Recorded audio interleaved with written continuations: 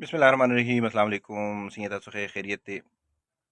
خبره داسې ده، د دې سایټ ته چې کومه ویډیو تاسو وینئ دا ایمل خان چې دی نو هغه د خپله لخوا چنده بلکې د زه به داسې وایم خدای خدمتګار چې دي نو هغوی لګیا دي د سیلاب زدګان دپاره چنده غونډوي.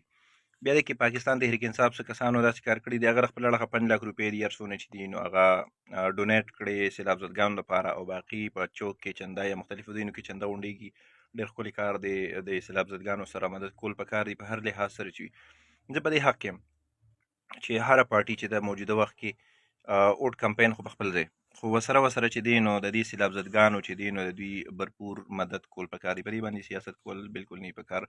پاکستان تحریک انصاف کسانو چې دي هر څوک چې دي آی ډونټ نو، خو دا ډېر فضول کار دی، ډېر کچه کار دی، ډېر غلط کار دی. چې کوم غلط وي هغې ته لازما غلط ویل پکار دي. پاکستان تحریک انصاف چې کوم سینسیر خلک دي زما په خیال هغه ټول به ورته غلط وایي. چې د ایمل خان هغه ویډیو یې ریورس کړی دی، تاسو کتلی شئ، او هغه داسې لګي چې هغه 5 لک روپۍ چې دي نو هغه د بکسې نه راواخیستې واپس یې جیب کې واچولې.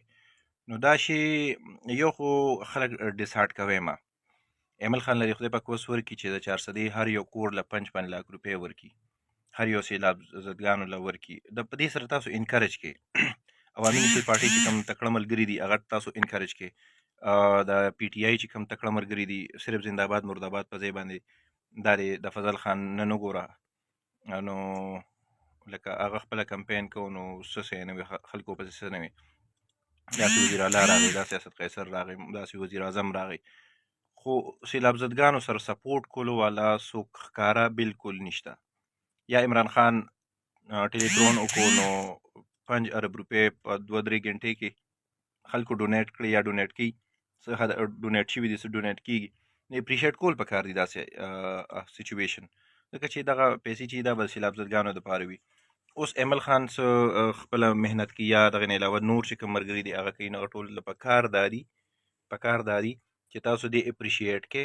او زه خو راته ویل ډن وایم ایمل خان چېرې ګوډ ویل ډن، ته خپله هغه 5 لک روپۍ ورکړې او ستاسو ټیم چې کوم دی هغه په دې سیلاب کې الخدمت خدای خدمتګار جمعیت علماء اسلام چې کوم ټیم دی دا ټول بدلون ارګنایزیشن ملګري چې کوم دي نور داسې دي فلاحي تنظیمو چې څونه نو هغه ټولو ډېر ښه کردار ادا کړو. خلک یې بل له فلډ نه روغ اوس ورته کورونو ته خوراکونه رسوي، نو دا ډېر ښه عمل دی.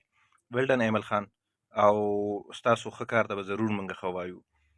دغه نه علاوه چې دی نو که څوک په دې سوچ باندې لکه فرض کړه دا ډېر نیګټیو سوچ دی که نه، لکه دا زمونږ چې کوم خلک ډونیټ کول کوي ډونیشن کوي نو د هغوی د انکریج کولو دپاره پکار دي چې موږ هغه اپریشیټ کړو.